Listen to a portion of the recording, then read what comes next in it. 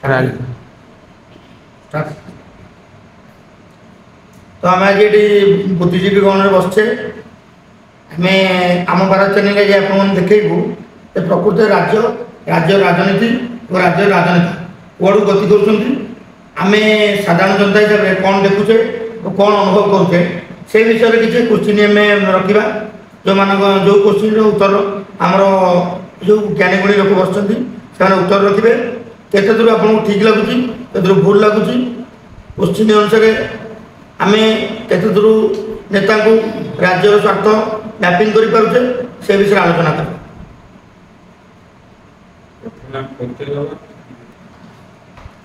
तो आज मु अतिथि मानकर परिचय करेबी सर आपनकर मु डॉक्टर पृथ्वीराज नायक लेखक एवं विभिन्न प्रकार पत्रिका संपादक हिसाब से काम करे एवं ये अंचल ये सचेतनता सृष्टि करने दिगरे मोर भूमिका किसी रही आपन परिचय दास डिफेन्स कॉलोनी रे रहउछि सोशल काम रे इंटरेस्टेड ने राजनीति आड़को ते कि नहीं जीवन में चेष्टा सर आपन परिचय नमस्कार मुझे विमल चंद्र दास एयरफोर्स रे 20 वर्ष चाकरी करती तापर सोशल काम पे लायंस क्लब इंटरनेशनल जॉइन करी विभिन्न लोगों को निस्वार्थ भाव सेवा करूँ मोर सब लोक मान जागृत कर सोशल जिनस जनाया इच्छुक और निस्वार्थ सेवा सर आप महाभक्त जड़े सामाजिक कर्मी समाज को आगे नेबा एवं समाज को गोटे सचेतनार वार्ता देवा यह हूँ आमर कार्य सर आप मु शरद कुमार नायक मुख्यतः पिला लेखालेखी करे गोटे अनुष्ठान अच्छी आम पिला अनेक काम करूँ आ मोर जदिव सीधा सड़क राजनीति सहित संपृक्ति ना किंतु राजनीति विषय अनेक समय बंधु मान सहित चर्चा कर तो समस्त चैनल को समस्त स्वागत करुच्ची तो आरंभ करवा आज किसी क्वेश्चन आम रखीचे तो क्वेश्चन मुझे कहि आपण जेकोसी अतिथि जेकोसी क्वेश्चन उत्तर रखा चाहिए उत्तर रख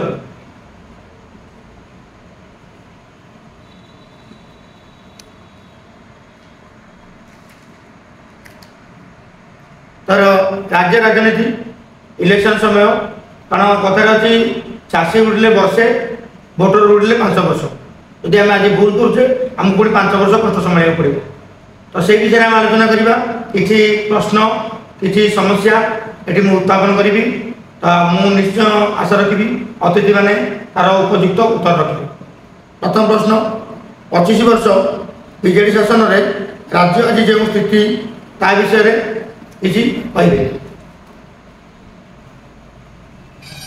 ये 25 वर्ष भितर आम खाली दोष देले ठीक रहा 25 वर्ष ये कम किसी है ना कहवा जमी भूल हम बहुत किसी कहवा से भूल हम तेणु किंतु विरोधी दल माने भावती बाहर लोक साधारण लोक मैंने जापारती ना से मैंने जिते पाइले आमर मु लक्ष्य करे साधारण लोकों पाखे ही सब भूल रही नेता माने कौन कर कौन कौन काम होती से गुड़िक आम आखि की तो देखा जाए नहीं देखा भी जीव ना से जो आम सहित संपुक्त से ही कम केवल देखा जाए जमी कौन मागणा कौन कौन मिलूँ जो मागणा जिन मिलूँ से मागणा जाना लोक जानते जो पोल रास्ता घाट या गुड़िक सब बुद्धिजीवी लोक मैंने जानते जो मैंने सर्वसाधारण किसी उपकृत होती से जानते आउ जो बड़ बड़ योजना सब होविन्न कल कारखाना बसुची ये सब दिगरे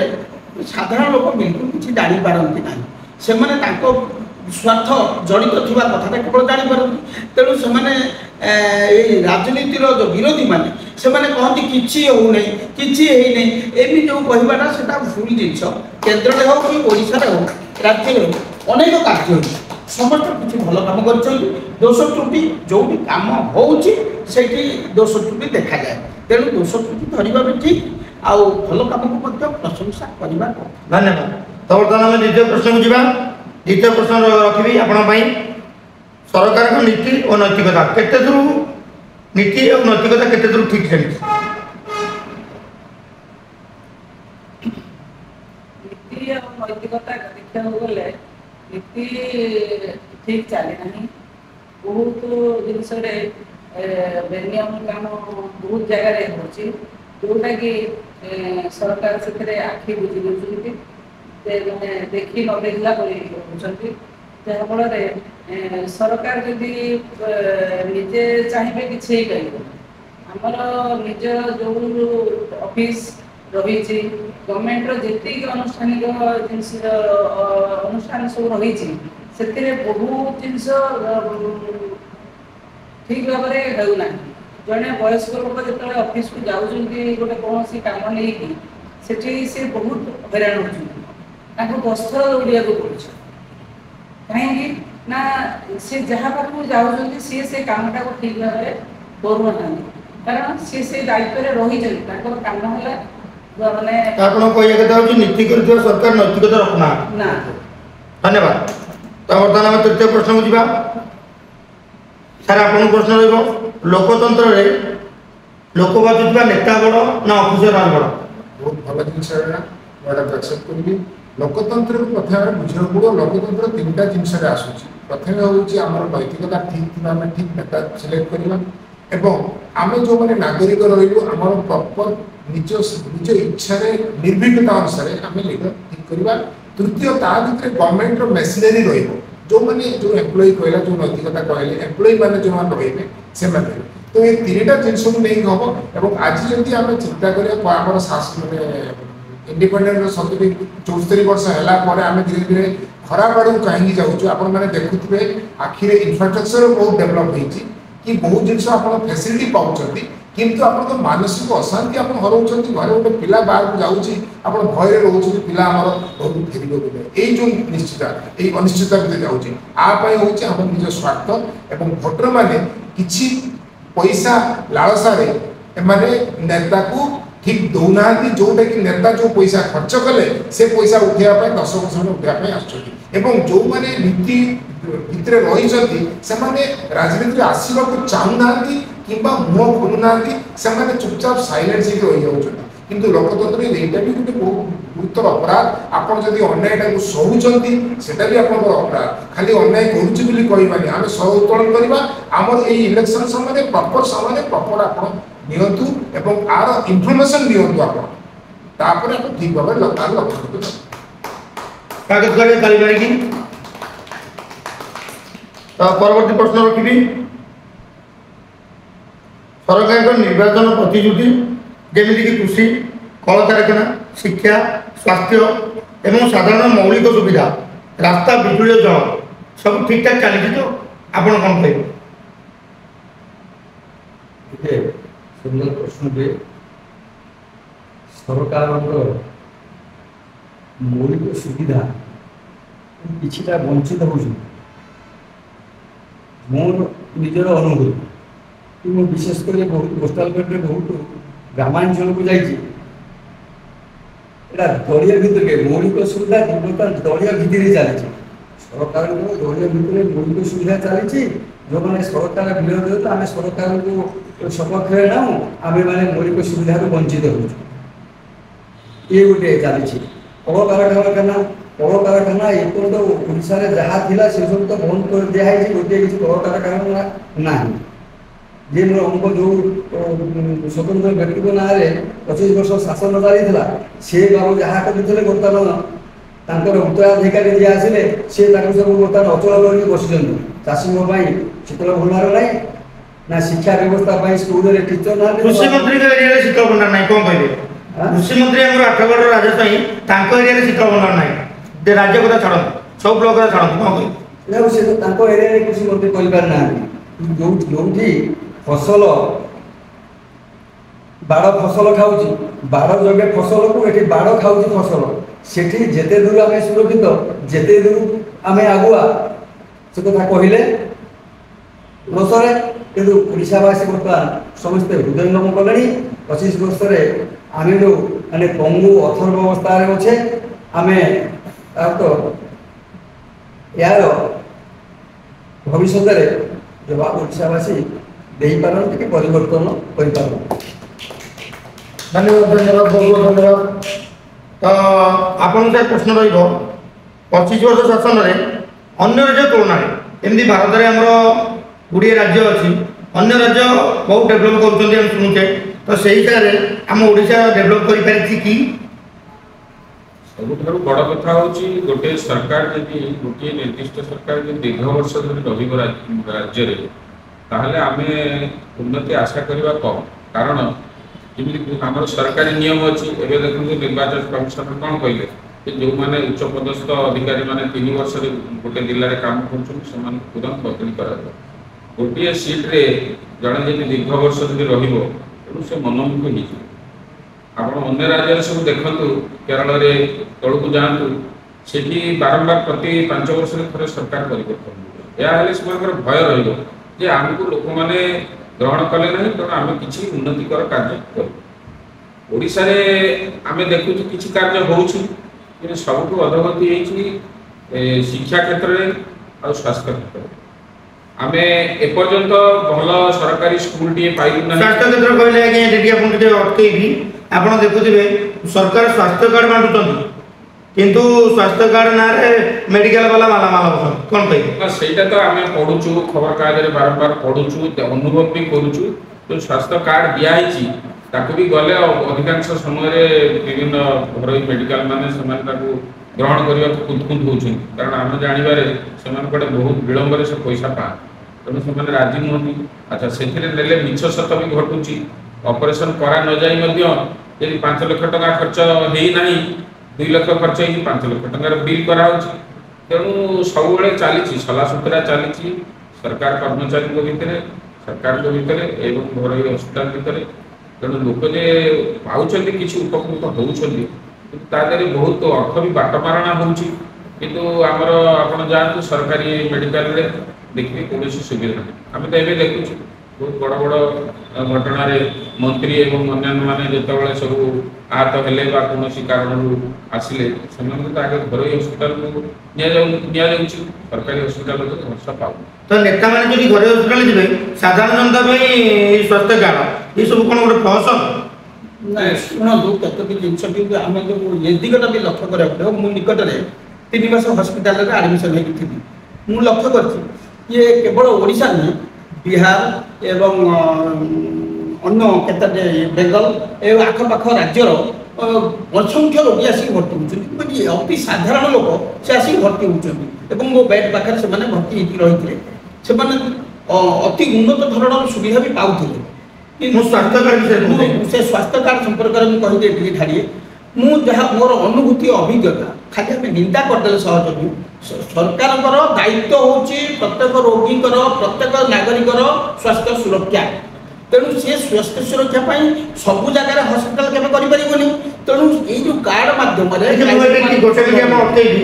ସବୁ ଜାଗାରେ ମେଡିକାଲ କରାଯାଇପାରୁନି ଆପଣଙ୍କ ତାର ଯୁକ୍ତିଯୁକ୍ତ କିନ୍ତୁ ଯେଉଁ ମେଡିକାଲ ଗୁଡ଼ିକ ଅଛି ତାକୁ ତ ରକ୍ଷଣାବେକ୍ଷଣ କରାଯାଉଛି। ତାପରେ କରିବା ସତ୍ତ୍ୱେ ବି ଶୁଣନ୍ତୁ ଆମର ଆଜ୍ଞା ଆପଣ ଶୁଣିଥିବେ ଗୋଟେ ମିନିଟ୍ କିଛି ଦିନ ଆଗରୁ ଶୁଣିଥିବେ ବିଭିନ୍ନ ମିଡ଼ିଆର ହଉ ବା ପ୍ରିଣ୍ଟ ମିଡ଼ିଆରୁ ବାହାରିଥିଲା ମେଡିକାଲ ଅଛି ଡକ୍ଟର ନାହାନ୍ତି, ସ୍କୁଲ ଅଛି ଶିକ୍ଷକ ନାହାନ୍ତି, 5ଟା ଶ୍ରେଣୀ ପାଇଁ 2 ଜଣ ଶିକ୍ଷକ, ଗୋଟେ ଜିଲ୍ଲା ବା ଗୋଟେ ପଞ୍ଚାୟତରେ ମେଡିକାଲ ଅଛି ଜଣେ ଡକ୍ଟର, କେମିତି କାମ ହେବ? ଏଇସବୁ ସମସ୍ୟାଟା କେବଳ ଓଡ଼ିଶା ନୁହେଁ, ସାରା ଭାରତର ପ୍ରତ୍ୟେକ ରାଜ୍ୟରେ ଆମେ ଦେଖିବେ ଅନ୍ୟ ମିଡ଼ିଆରେ ଆମେ ଦେଖୁଛୁ। ଠିକ୍ ଅଛି, ଆପଣଙ୍କ କଥା ଅନୁସାରେ ଆମେ ଓଡ଼ିଶା କଥା କହିବା ଘର ସଜାଡ଼ିବା ତାପରେ ଘର ସଜାଡ଼ିବା ପାଇଁ ଘରର ଗୋଟେ ପରିବାରର ହେଡ୍ ଜଣେ ଥାନ୍ତି।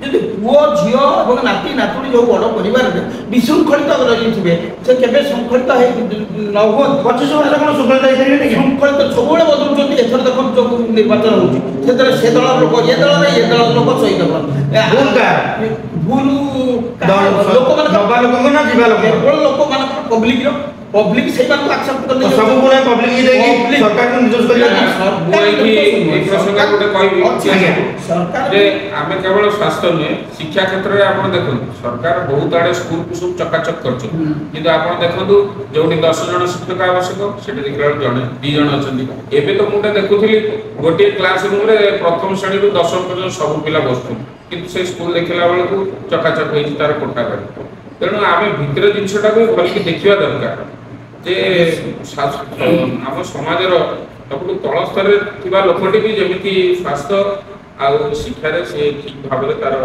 ସରକାରଙ୍କ ଠାରୁ ସହାନୁଭୂତି ସାହାଯ୍ୟ ପାଇବ ଖାଲି କାର୍ଡଟେ କରିଦେଲେ ହବନି କାରଣ ଆମେ ମଧ୍ୟ ମୋ କଥାରେ ମୁଁ କହିବି ଆମେ ମଧ୍ୟବିତ୍ତ ପରିବାର ଆମେ ତ ନା ତଳକୁ ଯାଇପାରୁଛୁ ନା ଉପରକୁ ଯାଇପାରୁଛୁ ଆମେ ଯଦି ବର୍ତ୍ତମାନ ମୁଁ ଯଦି ମୋର ସ୍ୱାସ୍ଥ୍ୟ ବୀମା କରିବି ବର୍ଷକୁ ଆମେ ସ୍ୱାମୀ ସ୍ତ୍ରୀ ମିଶି କରିବୁ 30,000 ଟଙ୍କା ଦେବୁ ଯାହାକି ଆମ ପାଖରେ ସମ୍ଭବ ହେଇପାରୁନି କି ଆମେ କାର୍ଡଟେ ବି ପାଇପାରୁନି ତେଣୁ ଶିକ୍ଷା ସ୍ୱାସ୍ଥ୍ୟ ଏ ସବୁ ବ୍ୟବସ୍ଥା ଯେଉଁମାନେ ସମାଜରେ ରୋଜଗାର କମ୍ ସେମାନେ ସମସ୍ତଙ୍କ ପାଇଁ ହେବା ଦରକାର ତ ଏଠି ଗୋଟେ କଥା କହିବି କେହି ଜଣ କହିଥିଲେ ଯେ ଯଦି ସରକାର ବା ରାଜ୍ୟ ବା ଦେଶ ଠିକ୍ ଚାଲିବା ଦରକାର ତ ମାଗଣାରେ କେବଳ ଶିକ୍ଷା ସ୍ୱାସ୍ଥ୍ୟ ଆଇନ ଏ ତିନିଟା ଯେଉଁ ମାଗଣା କର ଆଉ ସବୁ ଜିନିଷର ପଇସା ନେବା ଦରକାର ଆଉ କୌଣସି ମାଗଣା ହେବା ଦରକାର ନାହିଁ କାରଣ ଜଣେ ଶିକ୍ଷିତ ହେଲେ ଏସବୁ ଜାଣିପାରିବ ଜଣେ ସ୍ୱାସ୍ଥ୍ୟ ଠିକ୍ ରହିଲେ ତା ଇକୋନୋମି ବଞ୍ଚିବ এবং জনে আইনি যদি সুবিধা মাগনা পাইব তাহলে সে আইনগত সুরক্ষা পাইব তো এই জিনিসটাকে যে আখি আগে রখি সরকার এই জিনিসটাকে বাদ ଦେଇକି ଆଉ ସବୁ ଜିନିଷ ମାଗଣା ଦେଉଛନ୍ତି ମାଗଣା ଦ୍ୱାରା କେତେ ଦୂର ଦେଶ ପାଇଁ କେତେ ଦୂର ରାଜ୍ୟ ପାଇଁ ମାଗଣା ଦେଲେ ଏଟା ବନ୍ଦ କରିବା ଉଚିତ ମାଗଣା ଦବା ଉଚିତ ନୁହଁ ମାଗଣା ଦେଲେ ଟୋଟାଲି ଲୋକ ପାରାସିଟେଟ୍ ହେଇଯିବ ଅପେକ୍ଷା କରିବେ ସେଇଟା ନା ସେଇଟା ତାକୁ ଇନଭଲ୍ଭ କର ଏବଂ ତାକୁ ଇମ୍ପ୍ରୁଭ କରିକି ଦିଅ ମାଗଣାରେ ଗୋଟେ ରୋଗ କରି ଚଳେ ରୋଗ ଏଇ ମନୋବୃତ୍ତି ଗୋଟେ ବ୍ୟାଧି ଏବେ ତାକୁ ଯିଏ ବନ୍ଦ କରିବ ସିଏ ମହାବିପଦରେ ପଡ଼ିବ କାହିଁକିନା ଲୋକ ମାଗଣା ଥରେ ପାଇଗଲେ ସହଜ ସୁବିଧାରେ ପାଇଗଲେ ଆପଣ କୋଉ ସୁବିଧାଟା ମାଗଣାରେ ପାଇଛନ୍ତି ଏଇଠି ଗୋଟେ କଥା ଆରମ୍ଭ ତ କୋଉଠୁ ହବା ଦରକାର ନା ତ କିଏ ଆରମ୍ଭ କରିବ ନା ଦିନ ବଢୁଛି ମାନେ ନିହାତି ଗରିବ ଅଛନ୍ତି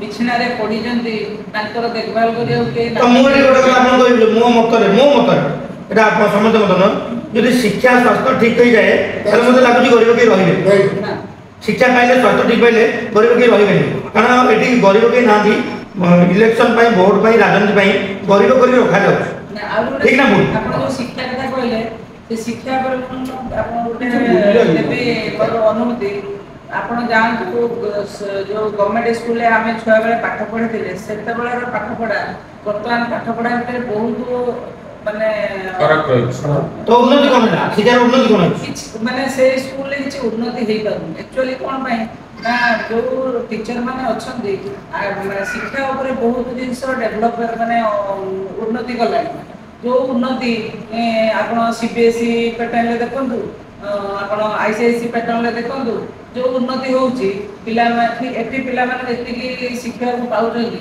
କିନ୍ତୁ ସେଇ ସ୍କୁଲରେ ସେତିକି ଶିକ୍ଷା ଦେଇପାରୁନାହାନ୍ତି ସେମାନେ କାହିଁକି ନା ସେମାନଙ୍କ ପାଖରେ ପ୍ରପର ଟ୍ରେନିଂ ନାହିଁ ଯେତିକି ପଢିଛନ୍ତି ସେମାନେ ଧର ଜଣେ ମାଟ୍ରିକ ପାସ୍ କରିକି ସିଟି ଟ୍ରେନିଂ କରିକି ଆସିଛି ସିଟି ଟ୍ରେନିଂରେ ସେ ଯେତିକି ଟ୍ରେନିଂ ପାଇଯିବ ସେ ସେତିକି ପାଠ ପଢିବ ঠিক আছে তো মোটামুটি বলে সরকার কিছু এটি দায়িত্ব অবহেলা রয়েছে তো পরবর্তী প্রশ্ন ଯିବା তো ଆପଣଙ୍କ ପ୍ରଶ୍ନ ରହିବ ଶରତ ସାର୍ଙ୍କୁ ଦାଗୀ ନେତା ବାପା ନାଁରେ କୌଣସି କେସ୍ ଥିଲେ ବା ବାପା ଯଦି ଚିଟଫଣ୍ଡ କେସ୍ରେ ଆରେଷ୍ଟ ହେଉଛି ବାପାକୁ ଯଦି ପୁଅକୁ ଟିକଟ ଦିଆଯାଉଛି ପୁଅ ରାଜନୀତି କରୁଛି ତ ପୋଲିସ କ'ଣ ସେଇ ଜାଗାରେ ବାପାକୁ ଆରେଷ୍ଟ କରିବ ପୋଲିସ କ'ଣ ତା କାମ ଠିକସେ କରିପାରିବ যদি বাপা দোষ করছি পুଅ সেই জায়গায় যদি বড় বড় বড় পদবী রয়েছে তো পুলিশ কোন তা কাম ঠিক করিপারিব আইন তা বাটে যাইপারিব কোন করিবে আপনি শুনନ୍ତୁ ନିର୍ଦ୍ଦିଷ୍ଟ ରାଜନୈତିକ ଦଳର ଯଦି ଶାସନରେ ଅଛି ଏବଂ ସିଏ ଦଳ ସହିତ ଯିଏ ସମ୍ପୃକ୍ତ ସେ ଦଳର ଯେ ନେତା ବୋଲି କହୁଛନ୍ତି ସେମାନେ ଯେତେ ଯାହା ଦୋଷ କଲେ ମଧ୍ୟ ଆଇନର ଜାଲରୁ ଆଇନ ମାନେ କ'ଣ ପୋଲିସ ରିପୋର୍ଟ ଅନୁଯାୟୀ ତ କାର୍ଯ୍ୟକାରୀ ହେବ ପୋଲିସ ସେମାନଙ୍କୁ ଏମିତି ଘଣ୍ଟ ଘୋଡ଼ଉଛି ସେମାନେ ଘୋଡ଼େଇ ହେଇକି ରହିଯାଉଛନ୍ତି ତେଣୁ ତାଙ୍କ ଉପରେ ଯେଉଁ ଦଣ୍ଡ ବ୍ୟବସ୍ଥା ହେବା କଥା ବା ଯେଉଁ ଆକ୍ସନ୍ ନେବା କଥା ତାହା ନିଆଯାଇ ପାରୁନାହିଁ କିନ୍ତୁ ଆମେ ତ ଦେଖୁଛୁ ଆଖି ଆଗରେ ବର୍ତ୍ତମାନ କ'ଣ ହେଉଛି ଯେଉଁଠି ବାପା ଦୋଷ କରିଛନ୍ତି ବାପାଙ୍କୁ ଟିକେଟ୍ ଦିଆଯାଉ ନ ଯାଇକି ଏ ପୁଅଙ୍କୁ ଡାକିକି ଦିଆଯାଉଛି ଏ ଲୋକମାନେ ବି ଭୋଟ ଦେଇ ଦେଉଛନ୍ତି ପୁଅମାନଙ୍କୁ ବି ଜିତଉଛନ୍ତି ଧରନ୍ତୁ କିଏ ଚିଟ୍ ଫଣ୍ଡରେ କୋଟି କୋଟି ଟଙ୍କା ଆତ୍ମସାତ କରିଛି, ତାକୁ ବସେଇଦେଲେ ତାଙ୍କ ପୁଅକୁ ଦିଆଗଲା। ତେଣୁ ଲୋକମାନେ ବି ଏଥିପ୍ରତି ସଜାଗ ରହିବା ଦରକାର, ବିଶେଷ କରି ଭୋଟରମାନେ ତ ତାଙ୍କୁ ବି ପୁଣି ବାପକୁ ଭୋଟ ଦେଉଥିଲେ, ବାପ ଖରାପ କାମ କଲା ସିଏ ବସିଗଲା, ତାଙ୍କ ସ୍ତ୍ରୀକୁ ହଉ କିମ୍ବା ତାଙ୍କ ପୁଅକୁ ହଉ ସେମାନେ ଭୋଟ ଦେଉଛନ୍ତି। ତେଣୁ ନୈତିକତା ତ ସରକାରଙ୍କ ସହିତ ଲୋକଙ୍କର ବି ମଧ୍ୟ ଦାୟିତ୍ୱ ଅଛି। ନେତାମାନଙ୍କର ଯାହା କମିଛି ଭୋଟରମାନେ ବି ନୈତିକତା ପ୍ରତି ଲକ୍ଷ୍ୟ ଦେଉନାହାନ୍ତି। ତା ପରବର୍ତ୍ତୀ ପ୍ରଶ୍ନ ରହିବ ନାୟକ ସାର୍ଙ୍କୁ, ବିଭିନ୍ନ ଯୋଜନାରେ ବିଭିନ୍ନ ପ୍ରକାର ଯୋଜନା କରାଯାଉଛି, ଯୋଜନା କେତେ ସଫଳ ହେଉଛି ସରକାର ଦେଖୁନାହାନ୍ତି। ଯେମିତିକି ମୋ ସାଇକେଲ, ମୋ ବସ୍, ଲକ୍ଷ୍ମୀ ବସ୍ ଆଉ 5T ନାଁରେ 5T ସଚିବ ପାଖାପାଖି 600 କୋଟି ଟଙ୍କା ଖର୍ଚ୍ଚ କରିକି ଓଡ଼ିଶା ବୁଲିଥିଲେ ରାଜକୋଷରୁ। ତ ଏଇସବୁ ଯୋଜନା କାହା ପାଇଁ, ନେତାଙ୍କ ପାଇଁ ନା ପବ୍ଲିକ ପାଇଁ, କ'ଣ କହିବେ ଆପଣ? ଯେମିତିକି ଆପଣ ଜାଣିଥିବେ ବିଜୁ ଗାଁ ଗାଡ଼ି ଗୋଟେ ହେଇଥିଲା, ସେ ଚାଲିପାରିଲେ ବନ୍ଦ ହେଇଗଲା। ଲକ୍ଷ୍ମୀ ଯୋଜନାରେ ଗାଡ଼ି ଚାଲିଛି, ଯଦି ସ୍ତ୍ରୀ ଯିବ ସ୍ୱାମୀ ଯାଇପାରିବନି। ଆମର ତ ଭୁବନେଶ୍ୱରରେ ଆମେ ଦେଖିଛୁ ଲକ୍ଷ ଲକ୍ଷ ଟଙ୍କା ଖର୍ଚ୍ଚ ହେଇକି ଯୋଉ ମୋ ସାଇକେଲ ହେଇଥିଲା ସେ ସବୁ କୁଆଡେ ଗଲା, ଖତ ଖାଇଲା। ପୁଣି ରାସ୍ତାରେ ସରକାରଙ୍କର ବିଭିନ୍ନ ଯୋଜନା ହଉଛି, ସେଗୁଡାକ କିଛିଟା ସାମାନ୍ୟ ଯୋଜନାଟାକୁ ଲୋକମୁଖୀ କହିବା ନା ଯୋଜନାରେ ହରିଲୁଟ କହିବା? ଉଦ୍ଦେଶ୍ୟରେ କେହି କରନ୍ତି ନାହିଁ, କିନ୍ତୁ ଯୋଜନା ଯେତେବେଳେ କରାଯାଏ ସେତେବେଳେ ଆପଣ କହୁଛନ୍ତି ହରିଲୁଟ କିଛି କରାଯାଏନି। 5T ସଚିବ ନାଁରେ ଯୋଉ ଆମର 600 କୋଟି ଟଙ୍କା ରାଜକୋଷରୁ ଖର୍ଚ୍ଚ କରିକି ହେଲିକପ୍ଟରରେ ବୁଲିଲେ, 20 କିଲୋମିଟର ଯିବା ପାଇଁ ହେଲିକପ୍ଟର ଦରକାର ଥିଲା କି? ଶୁଣ, ହେଲିକପ୍ଟର ଜଣେ ଲୋକ ଯଦି ରାତି 4ଟାରେ ଉଠିକି ଯାଇକି ସମ୍ବଲପୁରରେ ପହଞ୍ଚି ପାରୁଛି, କେଇଟା କର୍ମଚାରୀ ବା କେତେ ଜଣ ନେତା କଟକ ଯିବା ପାଇଁ ମଧ୍ୟ ସେ କେତେ ପ୍ରସ୍ତୁତ ହେଇକି ଜଣେ ଯାଉଛନ୍ତି। ଯଦି ତାଙ୍କୁ ସୁବିଧା ଦେବା ନାହିଁ, ଖାଲି ସୁଖଟା ଖୋଜିବା, ଆମେ ତ ନେତା ବାଛିଛେ, ନେତା କାହାକୁ ବାଛିଛନ୍ତି ପୁରା? ନେତା ମାନଙ୍କର ନେତା ସେ ନେତାକୁ ଭୋଟ ଦେବ ନା ସଚିବଙ୍କୁ ଭୋଟ ଦେବା? ଭୋଟ ନେତାକୁ ଦେଲେ ନେତା ତାଙ୍କୁ ଦେବେ। ତାହେଲେ ମୋଟାମୋଟି ଭାବରେ ନେତା ପାଇଁ ବାଛିବା, ନେତା କିନ୍ତୁ ଆଉ ଜଣଙ୍କୁ ବାଛିବା। ତାହେଲେ ନେତା ବାଛିବା ଆମେ ଯୋଉ ନେତା ବାଛୁଛୁ ସେମାନେ ତାଙ୍କ ଭୂମିକା ନିଭାଉ ନାହାନ୍ତି, ସେମାନେ ଆଉ ଜଣଙ୍କ ଉପରେ ନିର୍ଭର କରି ରହୁଛନ୍ତି। ସିଏ ଯାହା ଆଦେଶ କରିବେ, ସିଏ ଯାହା କହିବେ, ସିଏ ଯେମିତି ନିର୍ଦ୍ଦେଶ ଦେବେ, ସିଏ ଆଗେ ଚାଲିବେ, ଏମାନେ ତାଙ୍କ ପଛ ନେତାମାନଙ୍କର ନୈତିକତା ନାହିଁ। ମ୍ୟାଡାମ ପରବର୍ତ୍ତୀ ପ୍ରଶ୍ନ ମୋର ରହିବ, ଆପଣ ତ ଜଣେ ନାରୀ, ମିଶନ ଶକ୍ତି ନାଁରେ ନାରୀ କେତେ ଦୂର ସ୍ୱାବଲମ୍ବୀ ହେଇଛି ନା ମିଶନ ଶକ୍ତି ନାଁରେ ନାରୀକି ଗୋଟେ ପ୍ରକାର କେବଳ ରାଜନୈତିକ ପ୍ରୋପାଗାଣ୍ଡା ପାଇଁ ୟୁଜ୍ କରାଯାଉଛି? ନା, ମୁଁ କେତେ ଜଣଙ୍କ ସହିତ ଯୋଉ ଦେଖୁଛି କଥା ହଉଛି, ସେମାନେ ଏଇ ବସ୍ତିରେ ଯୋଉ ଲୋକମାନେ ରହୁଛନ୍ତି, ଯୋଉ ଲେଡିଜ ମାନେ, ସେମାନେ ଉପକୃତ ହଉଛନ୍ତି। କାହିଁକି ନା ଧର ଗୋଟେ କାହାର ଆକ୍ସିଡେଣ୍ଟ ହେଇଯାଉଛି, ତାର ଯଦି ଇନକମ୍ ନାହିଁ, ତାହେଲେ ମିଶନ ଶକ୍ତି ଦ୍ୱାରା ସେ କିଛି ଯୋଉ ଲୋନ୍ ପାଉଛନ୍ତି କିମ୍ବା ଯୋଉ ପଇସାଟା ସେମାନେ କିଛି ଜିନିଷ କରୁଛନ୍ତି, କିନ୍ତୁ ବହୁତ ଜାଗାରେ ପଇସା ହରେଇଲୁଟ ହଉଛି। କାରଣ ଯଦି ଆପଣ ପ୍ରପର ଯାହାକୁ ଦାୟିତ୍ୱ ଦଉଛନ୍ତି, ସେମାନଙ୍କୁ ଯେମିତିକି ସ୍କୁଟି ଦିଆଗଲା କିନ୍ତୁ ମିଶନ ଶକ୍ତି ମାନଙ୍କ ଦରମା 4000 ଟଙ୍କା, ସେ ସ୍କୁଟି ପଇସା କରିଦେବେ, ତେଲ କୋଉଠି ପକେଇବେ, ଗୋଟେ କଥା। ଆଉ ଗୋଟେ ଜିନିଷ ହେଲା, ଯେମିତି ଆପଣ ମିଶନ ଶକ୍ତି ନାଁରେ ଯୋଉ ଆମେ ଯୋଉ କହିଲେ ଲୋନ୍ ଦଉଛନ୍ତି, ତ ଲୋନ୍ଟା କଲା ପରେ ଲୋନ୍ଟା ସୁଝିବା ପାଇଁ ବ୍ୟବସ୍ଥା କୋଉଠି ଆସିବ? ସେଟା ପରିବାର ବୋଝ ହେଲା ନା, ଗୋଟେ ନାରୀ ସଶକ୍ତ ହେଲା ନା ଦୁର୍ବଳ ହେଲା? ସବୁବେଳେ ସରକାର ବିରୁଦ୍ଧରେ ଖାଲି ଆଲୋଚନା କଲେ ଲୋନ୍ଟା ଦବା ଠିକ। କାହିଁକି ନା ସେମାନଙ୍କ ପାଖରେ ନା ଘର ଅଛି, ନା ଜମି ଅଛି, ନା କିଛି ବି ଅଛି, ଯୋଉମାନଙ୍କ ପାଖରେ ନାହିଁ, ସେମାନେ ଲୋନ୍ ପାଇପାରୁନାହାନ୍ତି। ବ୍ୟାଙ୍କକୁ ଗଲେ ବ୍ୟାଙ୍କ ବାଲା ଲୋନ୍, ବ୍ୟାଙ୍କରେ ବି ବର୍ତ୍ତମାନ ଏତେ ଫର୍ଜରୀ ଚାଲିଛି, ଯୋଉଥିରେ କି ଆପଣ ଦେଖିବେ ବ୍ୟାଙ୍କ ବାଲା ଲୋନ୍ କାହାକୁ ଦଉଛନ୍ତି ନା ଯୋଉଠୁ ସେମାନେ ପିସି ପାଇବେ, ଆଦେଇ କରିପାରିବେ କମିଶନ ପାଇବେ, ସେଇଠି ସେମାନେ ଲୋନ୍ ଦଉଛନ୍ତି। ଯଦି ପ୍ରପର ଜଣେ ବୟସ୍କ ଲୋକ ଦେଖନ୍ତୁ ଯାଆନ୍ତୁ କିମ୍ବା ମ୍ୟାଡାମ ଯଦି ଲୋନ୍ ଜଣେ ଲୋକର କିଛି ନାହିଁ ଆପଣ କହୁଛନ୍ତି, ସେ ଲୋନ୍ଟା ବ୍ୟାଙ୍କ କେମିତି ଦେବ, ସେ ସୁଝିବ ବୋଲି ଆଶା କେମିତି ରଖିବ? ନା, ସେଇଟା ସେ ଠିକ କରୁଛନ୍ତି। କାହିଁକି ନା ସେ ଜଣେ ଗରିବ ଲୋକ ସାହାଯ୍ୟ କରୁଛନ୍ତି, ସେ ନିଶ୍ଚିତ ପରିଶ୍ରମ କାହା କୋଉଠି କ'ଣ କାମ ତାଙ୍କୁ ଏଠି ଲାଗୁନି କି ଆପଣଙ୍କୁ ଲୋନ୍ ବଦଳରେ ସାହାଯ୍ୟ ଦେବା ଦରକାର? ଲୋନ୍ ନଦେଇ ସାହାଯ୍ୟ ନା ସାହାଯ୍ୟ ଦେଲେ ସେମାନେ ସାହାଯ୍ୟ ପାଇବେ, ଲୋନ୍ ତ ସୁଝି ପାରିବେନି। ଲୋନ୍ ନ ସୁଝିବେ, ଲୋନ୍ ଧର ଥରେ ସେ ନ ସୁଝିଲେ ସେକେଣ୍ଡ ଟାଇମ୍ ତାଙ୍କୁ ଲୋନ୍ ମିଳିବନି। ତ ଏଠି ମୋଟାମୋଟି ଭାବରେ କହିବାକୁ ଗଲେ କ'ଣ ମିଶନ ଶକ୍ତି ଦ୍ୱାରା ନାରୀର ଉନ୍ନତି, ସ୍ୱାବଲମ୍ବୀ, ଉନ୍ନତି ପାଇଁ ମିଶନ କରାଯାଏ। ଶକ୍ତି ଗୋଟେ ଭଲ ଉଦ୍ଦେଶ୍ୟ ନେଇ ଉଦ୍ଦେଶ୍ୟ ହଉଛି, ନେଇ କରାଯାଏ। କିନ୍ତୁ କାର୍ଯ୍ୟକାରୀ କରିବାରେ ବିଭିନ୍ନ ତ୍ରୁଟି ରହିଯାଉଛି। ସେଇଟାକୁ ଯଦି ସରକାର ନ ଜଗିବେ, Actually, ନେତା ନ ଜଗିବେ, ନେତା ମାନେ ଆଗେ ତା ଭିତରେ ପଶିକି ଆଗେ ଦୁର୍ନୀତି କରୁଛନ୍ତି। ହଁ ଆମ ସେଇ ଗ୍ରାମାଞ୍ଚଳରେ ଆମେ ଜିନିଷ ଦେଖୁଛୁ ଆମ ଗାଁରେ ସବୁ ଯୋଉମାନେ ଯେତେ ପରିମାଣରେ ଉପକୃତ ଏତେ ଲାଭବାନ ହଉଛନ୍ତି ଉପକୃତ ସେମାନେ ହଉଛନ୍ତି। ତା ଦେହରୁ ହାତ ଶୁଣନ୍ତୁ ଦୀପ ତେଜିଲେ ହାତ ଚିକଣ ଏହା ବାଟ ଯାକ ତେଲ କମି କମି ଯିବ ଆପଣ ହାତରେ ଯେତିକି ଲଗେଇଥିବେ ସେତିକି ତେଲ କଣ ଦୀପ ଜଳିବ ତାମାନେ କହିବାକୁ ଯଦି ଆମର ଯଦି ଭୁବନେଶ୍ୱରରୁ ଶାବଳ ବାହାରୁଛି ଗାଁରେ ପହଞ୍ଚିଲା ଛୁଟି ହେଇଯାଉଛି। ଛୁଞ୍ଚି ନ ହେଇପାରେ ମାନେ ନିଶ୍ଚୟ କମିବ। ସେଇଟା ସତ। ଆଗର ତ ଯଥେଷ୍ଟ କମି ଯାଉଥିଲା। ଆମ ପ୍ରଧାନମନ୍ତ୍ରୀ ନିଜେ ଘୋଷଣା କରୁଥିଲେ ଯେ ଟଙ୍କାର 85 ପଇସା ବାଟ ମାରଣା ଯାଉଛି 15 ମନମୋହନଙ୍କ ସମୟରେ, ମନମୋହନ ସିଂଙ୍କ ସମୟରେ। ନାଇଁ ରାଜୀବ ଗାନ୍ଧୀ ରାଜୀବ ଗାନ୍ଧୀ କହୁଥିଲେ କିନ୍ତୁ ବର୍ତ୍ତମାନ ଯଦି ମଝିରେ ବର୍ତ୍ତମାନ ଠିକ ଅଛି, ଆମେ ପରବର୍ତ୍ତୀ ପ୍ରଶ୍ନ ଯିବା। ମହାପାତ୍ର ସାହେବଙ୍କ ପ୍ରଶ୍ନ ରହିବ, 2024ରେ ବିଜେପିର ଆବଶ୍ୟକତା କେତେ ଆଉ ରାଜ୍ୟ ପାଇଁ ଡବଲ ଇଞ୍ଜିନ ସରକାର କେତେ ଦୂର ଦରକାର? ସରକାର ବର୍ତ୍ତମାନ ମାନସିକତା ଆସ୍ତେ ଆସ୍ତେ ଲୋକଙ୍କର ମାନଙ୍କର ବଦଳୁଛି। 25 ବର୍ଷ ଏତେ ବର୍ଷ କୌଣସି ସରକାରକୁ ରକ୍ଷା କଥା ନୁହଁ। ଆମେ କେବଳ ଲାଞ୍ଚ ମୁଣ୍ଡ 27 ପଇସାରେ ବର୍ଷରେ 5 ବର୍ଷରେ 500 ଟଙ୍କା ଦିନକୁ 27 ପଇସା କୋଉଠି ମାଛ ଖଣ୍ଡେ କୋଉଠି ମାଂସ ଖଣ୍ଡେ ଖାଇ ଆମେ ଭୁଲି ଯାଉଛେ ରାତାରାତି ଯେ ସେଇଆକୁ ଦେଇ ଚାଲେ। କିନ୍ତୁ ଏଇଟା ଠିକ କଥା ନୁହେଁ। ଯୋଉଠି ପ୍ରକୃତ ଶିକ୍ଷିତ ବ୍ୟକ୍ତି ଅଛନ୍ତି, ବୁଦ୍ଧିଜୀବୀ ଅଛନ୍ତି, ସେଠି 5 ବର୍ଷରେ ସରକାରଙ୍କୁ ପରିବର୍ତ୍ତନ କରାଯାଉଛି। କିନ୍ତୁ ଆମେ ବୁଦ୍ଧିଜୀବୀ ଥାଇକି ଆମର ଆଖି ଥାଇକି ବି ଆମେ ଧନା ବିଶ୍ୱାସ କରି ଯାହା କରି ସେଇଆକୁ ଦେଇ ଆମକୁ ଅମକେଇକି ଭୋଟ ଦେଇଦେଇ ମୁଁ ଚାଲିବି। ତେଣୁକରି ଆବଶ୍ୟକତା ପରିବର୍ତ୍ତନ ଆବଶ୍ୟକତା ରହିଛି। ବର୍ତ୍ତମାନ ପରିବର୍ତ୍ତନର ଗୋଟେ ସ୍ରୋତ ଆସିବ, ଯାହା ଆମେ ଦେଖୁଛୁ ଯେ ସର୍ଭେ କରି ପରିବର୍ତ୍ତନ ସ୍ରୋତ ଆସୁଛି। ନିଶ୍ଚୟ ପରିବର୍ତ୍ତନ ହେବାର ସମ୍ଭାବନା ଅଛି, କିନ୍ତୁ ପରିବର୍ତ୍ତନ ହେବା ଦରକାର। ଏଇ ନେତା ତ ବଦଳିକି ଆସିଲେ କଣ ସେଇ ହଁ, ଯୋଉମାନେ ସେଇ ଥିଲେ, ତ- ପରବର୍ତ୍ତୀ ପ୍ରଶ୍ନ ରହିବ, ପରବର୍ତ୍ତୀ ପ୍ରଶ୍ନ ରହିବ। ଆଜ୍ଞା ଗୋଟେ ମିନିଟ୍, ପରବର୍ତ୍ତୀ ପ୍ରଶ୍ନ ରହିବ ସାର୍ ଆପଣଙ୍କୁ ରହିବ।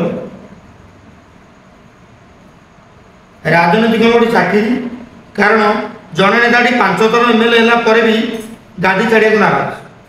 ଏଇଟାକୁ ମୁଁ ବିରୋଧୀ କରିବି। ରାଜନୀତି ଗୋଟେ କୌଣସି ଚାକିରି ନୁହଁ କିମ୍ବା ପର୍ସନାଲ ପ୍ରଫେସନାଲ ନୁହଁ।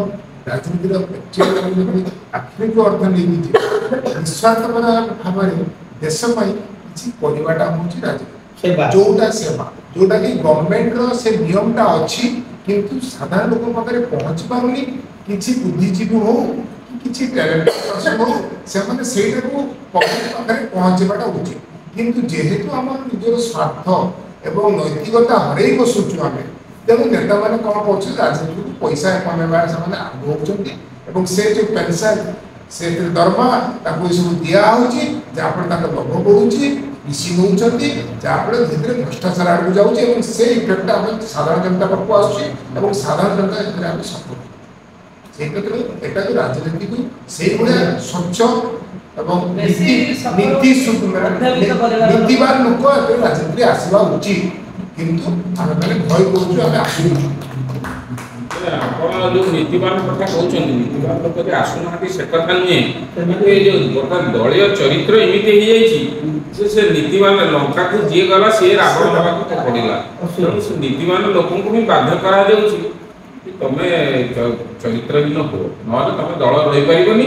ଦଳୀୟ ଟିକେଟ ନ ପାଇଲେ ତମେ ପରବର୍ତ୍ତୀ ସମୟରେ ଆଉ ରାଜନୀତିରେ ଆସିପାରିବ। କିନ୍ତୁ ନା ସେମାନେ ଯଦି ନୀତିରେ ରହିବେ ସବୁ ହଁ, ସର୍ବାଧିକ ଲୋକ ତାଙ୍କ ପାଖରେ ସପୋର୍ଟରେ ରହିବ, କିନ୍ତୁ ତାର ସେମାନେ ଷ୍ଟ୍ରଙ୍ଗ ହେବେ। କିନ୍ତୁ ଆଜିକାଲି ଏଇଭଳି ଜିନିଷ ବର୍ତ୍ତମାନ ସେୟା କହୁଛି ଡିଜିଟାଲ ମିଡିଆ ଯାହାକୁ ସପୋର୍ଟ, ଆପଣଙ୍କ ପବ୍ଲିକ ବହୁତ ପଚାରେ, କିନ୍ତୁ ମିଡିଆ ଆପଣଙ୍କୁ ସପୋର୍ଟ କରିବନି। ସବୁ ପବ୍ଲିକ ଜାଣିପାରିବେନି ଯେ ଆପଣ ମତେ କେତେ ଲୋକ। ଆନା ହଜାରେଙ୍କ ଜିନିଷ ଦେଖ, ଆନା ହଜାରେ ସାରା ଭାରତ ତାଙ୍କ ପଛରେ ଗୋଡ଼େଇଲା, କିନ୍ତୁ ଆନା ହଜାରେ ଯୋଉ ପ୍ରଡକ୍ଟ ଦେଲେ ସେ ପ୍ରଡକ୍ଟ ଆନା ହଜାର ସାଇଡ୍ ହେଇଗଲେ। ସେ ନିଜେ ଲଜ୍ଜିତ ହଉଛନ୍ତି ଏବଂ କହୁଛନ୍ତି ମୁଁ ଏଇଭଳିଆ ଜିନିଷ କାହିଁକି ଦେଲି। ଏବଂ ବର୍ତ୍ତମାନ ଆନା ହଜାରେ ତାଙ୍କ ନିଜତ୍ୱ ହରେଇଲେ ସାରା ପୃଥିବୀ ସାରା ଭାରତରେ, ଆଉ ତାଙ୍କୁ ସେ ସମ୍ମାନ ଦିଆଯାଉନି। ତ ସେଇଭଳିଆ କିନ୍ତୁ ନହେଲେ ବି ସେ ନିଜେ ସାଟିସ୍ଫାଇଡ୍ ହେଲେ ଯେ ହଁ ମୁଁ ଭୁଲ କାମ କରିଛି, ମୁଁ ନିଜେ ପଶ୍ଚାତାପ କରୁଛି। ସେଇଭଳିଆ ଯଦି ଆମେମାନେ ସମସ୍ତେ ଆସିବା, କିଛି ନା କିଛି ବଦଳିବ। ଆଉ ସେ ବଦଳିବା ପାଇଁ ଦାୟିତ୍ୱ ମୁଁ ତ ଫିଲ୍ କରିବି ମୋ ପାଖରୁ ନିଜ ପାଖରୁ ଆରମ୍ଭ ହବ। ନେତାମାନେ ଯଦି ବ୍ୟକ୍ତି ତାଙ୍କ ନିଜ ମାନେ ସ୍ୱାର୍ଥକୁ ଭୁଲିଯିବେ, ଦେଶ ପାଇଁ କାମ ଆମର ବି ଦାୟିତ୍ୱ ଅଛି ଆଜ୍ଞା। ଆମେ ବି ନିଃସ୍ୱାର୍ଥପର ଭାବେ ରାଜରାସ୍ତାକୁ ବାହାରିବା, ଆମେ ସପୋର୍ଟ କରିବା। ତେଣୁ ଆମେ ହବ ମୁଁ ଆପଣ କହୁଛି ଡିଫେନ୍ସ କଲୋନୀରେ ମୁଁ ଗୋଟେ ସିମ୍ପଲ ଏକ୍ଜାମ୍ପଲ ଦେଉଛି। 11 ବର୍ଷ ହେଲା ମୁଁ ସେ ସେକ୍ରେଟାରୀ ଥିଲି। ମୁଁ ବହୁତ ଦୌଡ଼ିଲି ମୁଖ୍ୟମନ୍ତ୍ରୀ ପାଖକୁ ଆମ ରାସ୍ତାଘାଟ ଡିଫେନ୍ସକୁ ଦେଲେ ତାଙ୍କୁ ମୁଁ କହିଲି ସାର୍ ଆମେ ଡିଫେନ୍ସ ସାର୍ ମରିଯାଉଛୁ ଆପଣମାନେ ଆମକୁ ସେଉ ଦେଉଛନ୍ତି ଫୁଲମାଳ ଦେଉଛନ୍ତି ଆମେ ବଞ୍ଚିଛୁ ପାଣି ଦେଉନାହାନ୍ତି ତଥାପି ସେ ପାଣି ଦେଲେନି ଆମେ ଆସେମ୍ବଲିରେ କ୍ୱେଶ୍ଚନ୍ କରିକି ମୁଁ ପାଣି ଆଣିଲି ଏବଂ ତା ଦ୍ୱାରା ମୋତେ ବହୁତ ଲାଞ୍ଚ ବି ଦିଆ ହେଇଥିଲା ମୋତେ ପରୋକ୍ଷରେ ଯାଚିଥିଲେ ଯେ ଆପଣ ପଇସା ନିଅନ୍ତୁ ଚୁପ୍ ରୁହନ୍ତୁ କିନ୍ତୁ ମୁଁ ନିଜ କିଛି ମାନିନି ମୋତେ ନା ସେ କହିଲେ ଆପଣ ଏଜୁକେସନ୍ କରନ୍ତୁ ମୁଁ କହିଲି ମୁଁ ରାସ୍ତାଘାଟ ମୁଁ ରାସ୍ତା ବନ୍ଦ କରିବି ରାସ୍ତାରେ ଯିବାକୁ ଦେଲେ ସେ ଗୋଟେ ବହୁତ ବଡ଼ ପ୍ରୋଜେକ୍ଟ ହେବାର ଥିଲା ଚିଫ୍ ମିନିଷ୍ଟର ଆସିବା ଦ୍ୱାରା ମୁଁ ବ୍ଲାକ୍ କରି ଦେଇକି ବନ୍ଦ କଲି ପାଉଥିଲି ମୋ ସହିତ ପାଞ୍ଚ ଜଣ ମୋତେ ବହୁତ ଆଡ଼ୁ ଆସିଲା ଯେ ତୁମକୁ ଆରେଷ୍ଟ କରି ନେବେ ସେ ମୁଁ କରନ୍ତୁ ଯଦି ମୁଁ ନୈତିକତା ରହିବି ସେଟା ମୋତେ କଷ୍ଟ ହେବ କିନ୍ତୁ ତା ଧୀରେ ଧୀରେ ଆପଣଙ୍କ ସହିତ ଲୋକ ଯୋଡ଼ିବେ ଏୟାରଫୋର୍ସରେ ମୁଁ 20 ବର୍ଷ ଚାକିରି କରିକି ଆସିଲି ସେଠି ବି ବହୁତ ଅନୈତିକତା କାମ ହେଉଛି କିନ୍ତୁ ମୋ ଜିନିଷ ଉପରେ ମୁଁ ବହୁତ ଷ୍ଟ୍ରିକ୍ଟ ରହିଲି ମୋତେ ଅବଶ୍ୟ କଷ୍ଟ ହେଲା ମୋତେ ତାକୁ ଏତେ ସହଜରେ ହେଲାନି କିନ୍ତୁ ମୁଁ ଜୟଯୁକ୍ତ ହେଲି ସତ୍ୟରେ ଜୟଯୁକ୍ତ ହବ କିନ୍ତୁ ଆମେମାନେ ଡରିଯିବେ ଆମେ ସାମାନ୍ୟ ଜିନିଷରେ ଡରିଯିବୁ ଏବଂ ନିଜ ସ୍ୱାର୍ଥ ମତେ କହିବେ କୋଟିଏ ଟଙ୍କା ତୁ ନେ ଚୁପ୍ ହେଇଯା ମୁଁ ସେଠି ବିକ୍ରି ହେଇଯିବି এইটা আমি দরকার তা আগুক যা আপনার প্রশ্ন রহব বর্তমান পরিস্থিতি আইন শৃঙ্খলা পরিস্থিতি আপনার দেখুবে চোরি রাহাজানি মর্ডর ডকায়ত বহুত প্রকার কথা চালছে তো আইন শৃঙ্খলা পরিস্থিতি এই সরকার সময় আইন শৃঙ্খলা পরিস্থিতি লোক কেতে দূর সুরক্ষিত আইন শৃঙ্খলা পরিস্থিতি তো সবুলে বিগিড়ি রହୁଛି ଆମେ ତ ବର୍ତ୍ତମାନ ଅଙ୍ଗେ ନିଭେଇ 25 ବର୍ଷ ଗୋଟିଏ ଶାସନରେ ଆମେ ରହିଛୁ ତେଣୁ ଆଉ ଯଦି ମଝିରେ ଅନ୍ୟ କିଛି ସରକାର କରିଥାନ୍ତେ ତାହେଲେ ହୁଏତ ଆମେ ତୁଳନା କରିପାରିଥାନ୍ତେ ତେଣୁ ଆଗକୁ ଯେତେବେଳେ ଗୋଟେ ଅନ୍ୟ ସରକାର ଆସିବ ସେ ଯଦି ଆମକୁ ଭଲ ଆଇନ ଶୃଙ୍ଖଳା ବ୍ୟବସ୍ଥା ଦେଇପାରିବ ତାହେଲେ ଆମେ ତୁଳନା କରିପାରିବ ତ ଏଠି ଆମେ ୟୁପି କି ଯଦି ଉତ୍ତରପ୍ରଦେଶକୁ ଆମେ କିଛି ହିସାବରେ ନେଇପାରିବା କି ଆଇନ ଶୃଙ୍ଖଳା ଉତ୍ତରପ୍ରଦେଶରେ ତ ଗୋଟେ ନୂଆ ସରକାର ହେଲା ତାଙ୍କର ଆଭିମୁଖ୍ୟ ଅଲଗା ସେମାନେ ଦୁଇଟା ଟର୍ମ ଆସିଲେଣି କିନ୍ତୁ ଓଡ଼ିଶାରେ ତ 25 ବର୍ଷର ଶାସନ ଗୋଟିଏ ସରକାର ମୁଁ ତ ସବୁରୁ କହୁଛି ଗୋଟିଏ ସରକାର ଦୀର୍ଘ ଦିନ ଧରି ରହିଲେ ନିଶ୍ଚୟ ସବୁ ବ୍ୟବସ୍ଥାର ବିଭ୍ରାଟ ଘଟିବ ଆଇନ ଶୃଙ୍ଖଳା ଆପଣ ଯୋଉଟା ଥାନାରେ ଜଣେ ଯଦି ପୋଲିସ ବାବୁ ଦୀର୍ଘ ବର୍ଷ ଧରି ଗୋଟିଏ ଥାନାରେ କାମ କରିବେ ସେଠି ଅନ୍ୟ ତାଙ୍କ ତଳ କର୍ମଚାରୀମାନେ ଦୀର୍ଘ ବର୍ଷ ଧରି କାମ କରିବେ ନିଶ୍ଚୟ ଆଇନ ଶୃଙ୍ଖଳା ବିଗିଡ଼ିବ ସେମାନେ ଆଗେ ତୈଳ ତସ୍କରଙ୍କ ସହିତ ସମ୍ପର୍କ ରଖିକି ସବୁ ବ୍ୟବସ୍ଥା ବିଗାଡ଼ି ଦେବେ ତାପରେ ରାଜନୀତି ଚାପ ଦେଖନ୍ତୁ ସ୍ଥାନୀୟ ଏମଏଲଏ ଗୋଟେ କହିଲେ ସେଇଟା ଆମର ଚୋରଟା ହେଲେ ବି ସେ ଆମର ଦଳ ଲୋକ ତାକୁ ଟିକେ ଦେଖିବାକୁ ସେମାନେ ବାଧ୍ୟ ହେଉଛନ୍ତି କାରଣ ଚାକିରି ଭୟ ରହୁଛି ନା ଆଜି ନହେଲେ କହିବ ତମକୁ କାଲି କୋରାପୁଟ ବଦଳି କରିଦିଆଯିବ ଏଇସବୁ ଜିନିଷ ରହୁଛି ତେଣୁ ସ୍ୱାର୍ଥରେ ସମସ୍ତେ ବନ୍ଧା ସେ ପୋଲିସ କର୍ମଚାରୀ ବି ବନ୍ଧା ନେତା ବି ବନ୍ଧା ଆଉ କିଛି ଦଳୀୟ କର୍ମଚାରୀ ବି ବନ୍ଧା ତେଣୁ ଏଇସବୁ ଜିନିଷକୁ ନେଇକି ବିଭ୍ରାଟ କରାଯାଉଛି ଧନ୍ୟବାଦ ତ ଶେଷ ପ୍ରଶ୍ନ ରହିବ ଆପଣଙ୍କ ସାର୍ नीतिविहीन नेता योग्य ना अयोग्य जो नेता नीति ना आज गोटे कथा काली बदल जाऊँगी आज ये दल काली से दल से योग्य ना अयोग्य शुणु नीतिविहीन कहवा कहार ठीक नुहे आज गोटे बाबाजी बसई दिखाँ से काली असुर हो जाऊँ जे क्षमता पाईगले से सब नीतिहीन हो जाऊँ आम देखुचु जो मैंने नीति देखी दुर्नीति को हटेबू बोली कही सरकार नौकरी से केवल दुर्नीति में बुड़ी जाऊँ शेष आम यहाँ केवल आज नुहे जुग जुग धरिकी पुराण शास्त्र आरंभ करके जिते जहाँ देखूँ क्षमता जी पाई ताधर दुर्नीति पशिची अनीति से नीतिहीन होती यहाँ किसी नुआ कथा नुहे आपड़ जहाँ को आज नीतिवान भावुं काली क्षमता पाईगले से भी नीतिहीन होते दुर्नीति बुड़ी आहरी बेसी होते आम आगे लक्ष्य करूँ जो मैंने से पूर्व सरकार विरुद्ध सरकार गठन कर क्षति कर आहरी अननीति कर सरकार जो नुआ आसो से आहरी दुर्नीतिग्रस्त हम आहरी क्षति कर हईराण अवस्था ना ये सरकार नुह आपण आम तो सर्वसाधारण नागरिक आम किसी ये उपाय ना ये आम जो चाहिए जन सरकार बदली जन सरकार जड़े लोक कौटी कौन पार जड़े कहीं लोक मन कौन जड़े नुहे जड़े लाइन ठिया कहीं ठिया किसी हम नहीं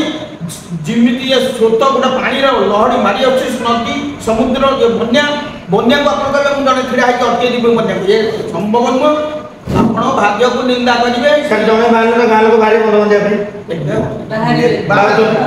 आजिकल बाहर ना आपको पोती देवे सरकार रहा दरकार सरकार रहा दरकार ये जहाँ किसी स्टेबल आप जो कहते आईन कानून व्यवस्था आईन कानून व्यवस्था 25 वर्ष आगु कौन थिला लक्ष्य करछन कि अवस्था थिला मनीष बळे थिले पशु बळे थिले ये तो 25 वर्ष किछु उन्नति है लोक बंची छथि आ आईन शृंखला भीतर कौन असुविधा है आपण कोन करी मैडम आईन शृंखला लास्ट क्वेश्चन आईन शृंखला ठीक अच्छी आईन शृंखला बाटर ठीक अच्छी कि माने आग अपेक्षा बहुत सुधरी किंतु वर्तमान होची गवर्नमेंट को माने हमर पुलिस भाई माने जो अछंती सब से माने जति करिया को चाहउछंती बहुत किछ किंतु करि पारु ना काहे कि ना से माने भी बंधा हे होछन जहा पर पेस्ता को ऊपर से माने भी गोटे चाकू भीतर रहउछन से माने एते ताकू जदी माने सफिशिएंट पैसा दिया जानता ऑफिस रे गोटे पीसीआर जाउची पीसीआर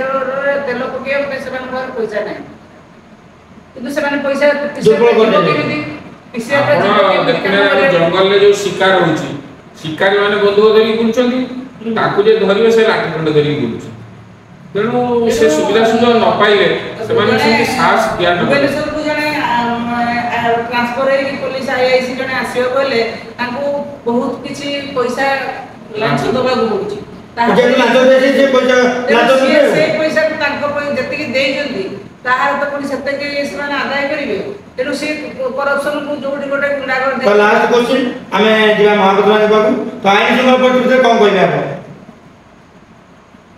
आईन शृंखला परिस्थिति तो भाई कहले दुई नंबर कहले किंतु आईन शृंखला परिस्थिति बहुत खराब होची या गोटे उदाहरण भुवनेश्वर को आसिले 20 कोटी टका देले भुवनेश्वर मोर गोटे पिला ये मधुपाटना थाना रे टिके सामान्य भूल कथा से पूरा पूरी के 6 वर्ष कर दिया सामान्य भूल दे करते हां ये बे आईजी से साले भूल थाना समय साल ए सब चाप पड़ुजी हम सब जो रहियोला मंत्री नेता हवा गुरु ताकर आचरण देखंतु आ उच्चारण देखंतु सस्ताके कोई पाद धर के छोड़ी आथि आ चेयर पैसा ना पर क्षमता रे बसिने हासिल कर साला पर पैसा ना पाद धर के सरीबो तो इलेक्शन पूर्व नमस्कार इलेक्शन पर तिरस्कार हैं इलेक्शन पूर्व नमस्कार इलेक्शन पर तिरस्कार हां स्वाभाविक छेड़ी थिबे बुतु पे कटे जला आकुजिया लास्ट क्वेश्चन अछि सर आपण कोन कहले आईन शृंखला परिस्थिति हम राज्य रे कोन केमति अछि आईन शृंखला परिस्थिति अच्छी एक प्रकार